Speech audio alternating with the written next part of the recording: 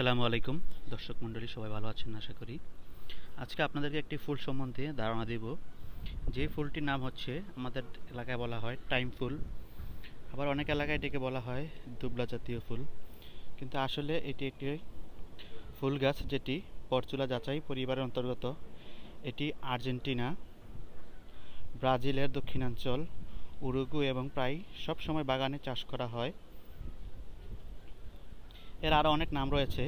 এদের মধ্যে উল্লেখযোগ্য হলো রোজমস, 11টার ফুল, মেক্সিকান গোলাপ, মশরোজ, ভিয়েতনামের গোলাপ, পর্তুলিকাও বলা হয় একে।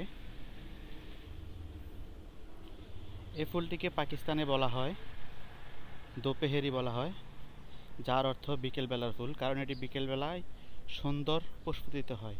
আবার বাংলাদেশে একে বলা হয় টাইম ফুল, কারণ এটি বিশেষ সময় ফুটে থাকে। এছাড়া স্থানভেদে একে বিভিন্ন নামে ডাকা হয়।